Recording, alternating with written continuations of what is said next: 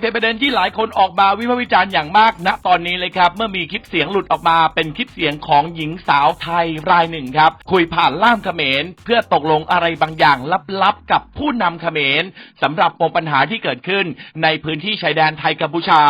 ซึ่งการสนทนาครั้งนี้ครับมันมีหลายประโยคที่หลายคนได้ฟังเนี่ยก็เรียกว่าอึ้งไปตามๆกันนั่นก็คือท่านอยากได้อะไรอิงให้หมดเลยและก็ประโยคที่ว่าท่านอย่าไปฟังแม่ทัพภาคที่2ซึ่งเป็นฝ่ายตรงข้ามเราพวกนั้นแค่อยากพูดเท่ๆและก็อีกประโยคครับที่บอกว่าตอนนี้อิงโดนโจมตีหนักมากคนไล่ไปเป็นนายกเขมรแล้วและก็มีเรื่องการตัดเน็ตตัดไฟพวกนั้นแค่แจงขั้นตอนเฉยๆเราไม่ได้จะทำจริงHello, can you hear me, Uncle? Yeah. พูด ได้ยินแล้วนะพี่มวดพูดโจนมานะบานลือปุกบานโจนปุกโจนปุกบานลือเลยบานปุกบานบานปุกบานเนี่ยครับถามว่าเป็นยังไงบ้างสุขภาพดีหรือเปล่ากวาดขโมยซอมซัวปุกเมียทาไม่ได้สุขภาพละออดสุขภาพไม่ได้ได้เลยได้สมอคุณไงในไอ้บนพวกพ้องสุขภาพแข็งแรงดีครับโอเคค่ะบอกว่าวันนี้ได้คุยกับพี่มวดเรื่องชายแดนบอกว่าก็เข้าใจตรงกันว่าทั้งท่านฮุนเซนทั้งอิงก็อยากให้2ประเทศสงบสุขค่ะមិញគាត់បានទៅជែកជាមួយខ្ញុំបាទនៅសន្តាគារហើយបានឯកភាពគ្នាដោយអ្វីដែលពុកបានប្រាប់ថាចង់បានសន្តិភាពស្ថិរភាពប្រទេសទាំងពីរពុกបាទบอกว่าไม่อยากให้อังโคไปฟังคนที่เป็นฝั่งตรงข้ามกับเราเพราะว่าพอไปฟังฝั่งตรงข้ามอย่างพวกแม่ทัพภาค2เนี่ยค่ะเป็นคนของฝั่งตรงข้ามหมดเลยซึ่งพอไปฟังนั้นเสร็จก็ไม่อยากให้ท่านรู้สึกไม่ชอบใจหรือโกรธเพราะจริงๆแล้วไม่ใช่ความตั้งใจของเราเลยค่ะគាត់ថាសូមអនុញ្ញាតពីពុកថាពុកកុំឲ្យស្ដាប់សម្ដីមេតបភូមិភាគ2ហ្នឹងក៏វាជាអ្នកដែលប្រឆាំងជាមួយនឹងរដ្ឋាភិបាលថៃដែរវាជាសត្រូវដែរដល់ពុកស្ដាប់វាហើយអញ្ចឹងទៅអាចធ្វើឲ្យអារម្មណ៍ពុកខឹងបាទเพราะตอนนี้ทางนั้นเขาอยากจะดูเท่เขาก็จะพูดอะไรออกมาที่มันไม่เป็นประโยชน์ต่อประเทศชาติค่ะแต่ว่าจริงๆที่เราต้องการเนี่ยคือต้องการความสงบสุขให้เกิดขึ้นเหมือนตอนก่อนที่จะปะทะกันตรงชายแดนนะคะមេតបភូមិភាគហ្នឹងវានិយាយចង់ឲ្យលយខ្លួនវាចង់នេះសាង rating មកវាហើយទៅធ្វើឲ្យប៉ះពាល់ដល់តំណែងប្រទេសទាំងពីរយ៉ាងធ្ងន់ធ្ងរពុកបាទដែលយើងចង់យើងប្រទេសទាំងពីរគឺចង់បានស្ថិរភាពនិងសន្តិភាពដូចអ្វីមុនព្រឹត្តិការណ៍កើតឡើងពុកបាទบอกว่าให้ท่านฮุนเซนเห็นใจหลานหน่อยเพราะว่าตอนนี้คนในประเทศไทยเขาไล่เราไปเป็นนายกที่เขมรหมดแล้วគាត់ថាគាត់សូមអនុញ្ញាតពុកថាអាណិតក្មួយផងឥឡូវនេះថៃប្រជាជនថៃពីច្រើនបានដេញហើយដេញក្មួយថាទៅនៅស្រុកខ្មែរទៅព្រោះជានាយករដ្ឋមន្ត្រីខ្មែរពុកបាទบอกว่าจริงๆแล้วถ้าท่านอยากได้อะไรก็ให้ท่านบอกมาได้เลยค่ะเดี๋ยวจะดูจัดการให้អញ្ចឹងបើពុកចង់បានអ្វីពុកអាចមានប្រសាសន៍ទៅគាត់នឹងរៀបចំធ្វើការងារនឹងបន្តជូនពុកតែម្ដងឥឡូវបញ្ហាដែលខាងនេះចង់បានគឺធ្វើម៉េចឲ្យណែច្រកព្រំដែនទាំងអស់ត្រូវបើកឡើងវិញជាប្រក្រតីអាហ្នឹងគឺថាការចង់បានខាងនេះគឺតែប៉ុណ្្នឹងនឹងជំហានទី1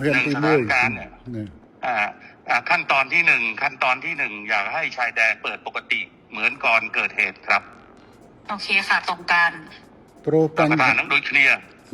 យល់ដូចគ្នាបញ្ហានេះគឺខាងកម្ពុជាជាអ្នកដើរក្រោយទេតើតែខាងថៃបិទដែងដកយកបំរាមដែងបិទព្រំដែនបិទច្រកព្រំដែននេះចេញជាមុនបានកម្ពុជាចាប់ផ្ដើមអនុវត្តតាមក្រោយจริงๆเหตุการณ์เรื่องปิดชายแดนเนี่ยฝ่ายไทยเป็นคนเริ่มก่อนฉะนั้นถ้าฝ่ายไทยเนี่ยถอนคำสั่งกัมพูชาก็ตามเลยเปิดปกติហើយរឿងនេះគឺកម្ពុជាមិនអាចធ្វើឲ្យមុនបានទេដោយសារកម្ពុជាបានខកចិត្តម្ដងហើយដោយសារកែសម្រួលកម្លាំងនៅមុំ3ប៉ុន្តែហើយថាឲ្យមានប្រក្រតីនៅតាមព្រំដែនប៉ុន្តែទីចុងបំផុតបែរជាខាងយោធាថៃនៅតែផ្កើននៅបន្តស្ថានភាពបិទទល់ដែនបិទច្រកដដែល เพราะว่าเรา ก็มีความผิดหวังเรื่องหนึ่งแล้วที่การมีปัญหากันที่ช่องบกเราก็พยายามตามที่ฝ่ายไทยต้องการแล้วก็การต้องการนี่เราก็บอกว่าโอเคนั้นเราก็ทำตามนะแต่ว่าขอให้สถานการณ์เข้าภาวะปกติแต่ว่าเราถอยแล้วเราถอนแล้วเราปรับกำลังแล้วแต่ฝั่งไทยยังเอาเรื่องด่านเนี่ยมากดดันอีก ឥឡូវនេះគឺខាងកម្ពុជាគឺស្នើចេះឲ្យថៃបើកច្រកទាំងអស់ឲ្យបានមុនហើយបន្ទាប់ទៅកម្ពុជាយូរបំផុត5ម៉ោងគឺកម្ពុជាអាចដកបទបញ្ជាទាំងឡាយដែលហាមឃាត់ការដឹកទំនិញផ្លែឈើបន្លែចូលកម្ពុជាគឺថានឹងដកបទបញ្ជានឹងចេញ ฉะนั้นท่านสมเด็จอยากให้ท่านนายกช่วยให้ฝั่งไทยเนี่ยถอนเรื่องการปิดด่านถ้าถอนปุ๊บฝ่ายกัมพูชาจะถอนเรื่องการห้ามสินค้าเกษตรนำเข้าอะไรทุกอย่างก็ถอน คือตอนนี้ค่ะ ครับผม คือตอนนี้พี่หวดคือรัฐบาลโดนโจมตีหนักมากนะคะ เพราะว่าพอตอนที่ท่านสมเด็จออกมาพูดกับท่านฮุนมาเนตอะที่บอกว่าจะตัดน้ำตัดไฟอะไรเงี้ยค่ะคืออันนั้นต้องขอโทษด้วยเพราะจริงๆอะต่างประเทศอะเขาแค่รายงานขั้นตอนว่าถ้าเกิดเหตุการณ์ต่อไปประเทศไทยจะทำยังไงคือเหมือนอธิบายขั้นตอนให้ฟังไม่ได้บอกว่าจะทำแต่ตอนนี้เหมือนกับเรื่องตัดหนังตัดละครคือทำทุกอย่างหมดแล้วเนี่ยจริงๆน่าจะให้มันโอเคทั้งสองฝ่ายค่ะเหมือนเราต้องพูดพร้อมกันว่าเราตกลงร่วมกันแล้วรัฐบาลคุยร่วมกันแล้วว่าจะเปิดทุกอย่างให้กลับมาเป็นปกติได้เหมือนว่าจะเอาเป็นอิงกับคุณมาเน็ตก็ได้หรือยังไงก็ได้เนี่ยเหมือนกับว่าเราได้คุยร่วมกัน แล้วก็ทั้งสองฝ่ายเนี่ยอยากให้กลับมาเป็นเหตุการณ์ปกติแบบนี้ค่ะมันก็จะ โพสใช่ไหมนายกอิงอยากให้โพสใช่ไหมให้นายกโพสว่าจะโพสหรือจะแล้วอยากให้ใช่จะโพสหรือจะยังไงก็ได้แล้วให้ท่านคุณจะแนะนำก็ได้ค่ะ แต่ว่าเหมือนกับว่ามันต้องเป็นการตกลงร่วมกันนะพี่พวดเพราะว่าตอนนี้อิงกำลังโดนหนักมากเลยค่ะครับก็ถ้าอะไรนั่งสถานการณ์ไทยนั่นคือไฟกลางประเทศให้ขนมจำนวนมุ้ยก็สมมาไปโตปีปุกได้แต่เนี่ยน้องเปียกสงการบอตี้เนี่ยยืนจากกัดเรื่องจากอินเทอร์เน็ตเนาะนั่นคือทางอยู่ที่กี่มีนักแต่แบบไฮการ์ดเชียร์นอเบียนปัญหาจำนวนมุ้ยจำนวนปีจำนวนใบดังนั้นดังยัยถ้าเธอปากป้อนแล้วก็กดสมตัวพ่อหรือน้องออเมียนในขนมกำเนิดแต่เธอเบียบนังเตะปัญหาเลยนี่กดทักกดสมบอปุ๊บฐานนั้นกดพ่อเลยนั่นน้องประเทศกูไฟกดเหมือนเต้นกดจังเอาปุ๊บหรือก็ปุกนายนอมสำนักจะไปได้โดยจะกอดฐานแล้วเมนนองตัวปีบ้านนี่ยัยเนี่ยให้จะจังเอาเธอสมรู้สพิบก้าเอาบ้านมุ่นแต่มีปฏิกิริยาเนาะเอาปลอกอะไรลงไว้หน่อยไปซอกปฏิจำปีปุกบาทប៉ុន្តែខាងនេះចង់បានណាចង់ប៉ុន្តែខាងនោះអត់ព្រមធ្វើខាងនោះអ្នកខាងនេះមិនមែនអ្នកបិទទល់ដែនទេ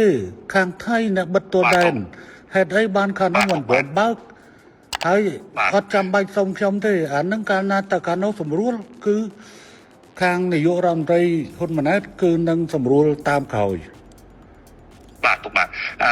จริงๆเนี่ยท่านเนี่ยเป็นคนที่อยากได้เรื่องเสถียรภาพมากท่านนายกแต่ว่าทหารนี่มันมาปิดด่านก่อนอะไรก่อนนะมันเริ่มต้นก่อนกดดันก่อนฉะนั้นต้องเปลี่ยนทหารพร้อมไหมในการเปิดด่านพร้อมค่ะทั้งนี้ตามหมดทั้งนี้ตามทั้งนี้ตามหมดฮะทั้งนี้ตามหมดเลยท่านคือเราเปิดให้ได้อยู่แล้วพี่พวดแต่มันต้องเป็นการบอกว่าเราตกลงร่วมกันว่าเราเปิดไงพี่เพราะถ้าไม่อย่างนั้นนะพออิง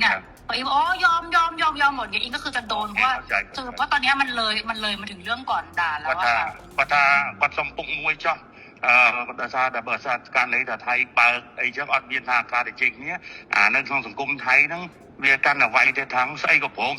เข้ามาโดยไปกับปีเจก็ไงก็จังทำยันถ่าหรือเมนั่งจับดาวอยู่ที่หายยิงให้เปิดให้ของนู้นได้ปุกเปย์แต่จำนวนมือรำแต่การปีเจภาษาปุกไอ้เบียบมวยอิงกดทากดจองตัวดำที่หาแต่เจหาจึงกแต่เจติดเต้ให้ปลอกกระไดไปดอยไปแต่ดำพุ่มท้ำติดจริงครับអត់ទេខាងនេះអត់ចរចាទេខាងនោះអ្នកផ្ដើមខាងនោះដែលបង្កើតបញ្ហាហើយមកឲ្យចង់លើកមុខលើកមាត់ខ្លួនឯងហើយដើម្បីឲ្យតម្លាក់ឲ្យខាងនេះអត់បានទេអត់ចរចាទេរឿងហ្នឹងគឺខាងនោះត្រូវធ្វើមុនតែម្ដងគឺខាងនេះអត់ចរចាទេប៉ុន្តែខាងនេះសន្យាថាខាងនោះអនុវត្តដកបទបញ្ជាក្នុងការបិទទល់ដែនហើយគឺខាងនេះយ៉ាងយូរ5ម៉ោងក្រោយខ្ញុំធានាកាត់ក្បាលខ្ញុំក៏អត់ចោលណាបាទอย่างนี้นายกท่านนายกเองว่าท่านเนี่ยไม่อยากมีว่าการเจรจาเรื่องปิดด่านเพราะว่าไอ้ปิดด่านว่าทหารมันเริ่มก่อน เริ่มก่อนทางที่มาหลอกเราให้เรานะปรับกำลังแล้วบอกว่าสถานการณ์ต้องเข้าปกติปุ๊บตอนที่ปรับกำลังนี่ช่องบกเนี่ยคุยกันเรียบร้อยบอกว่าถ้าปรับตรงนี้เสร็จเรียบร้อยนะทุกอย่างทุกจบทหาร ล่าสุดครับเรื่องนี้สมเด็จฮุนเซนประธานวุฒิสภากัมพูชาก็มีการออกมาโพสต์ข้อความยอมรับแล้วนะครับว่าเมื่อช่วงค่ำของวันที่ 15 มิถุนายนที่ผ่านมาผมได้มีการสนทนาทางโทรศัพท์กับนายกรัฐมนตรีของไทยโดยใช้เวลาทั้งสิ้น 17 นาที 6 วิซึ่งมีคุณเคียงฮวดทำหน้าที่ล่ามปกติและเพื่อหลีกเลี่ยงความเข้าใจผิดหรือการบิดเบือนในเรื่องทางการบันทึกเสียงสนทนาไว้ถือเป็นเรื่องจำเป็นเพื่อความโปร่งใสรวมถึงเพื่อการใช้งานภายในของกัมพูชาหลังจากนั้นผมได้เผยแพร่ไฟล์เสียงบทสนทนาระหว่างผมกับนายกรัฐมนตรีของไทยให้แก่บุคคลราว 80 คนซึ่งรวมถึงสมาชิกคณะกรรมการประจำพรรคกลุ่มทำงานวุฒิสภา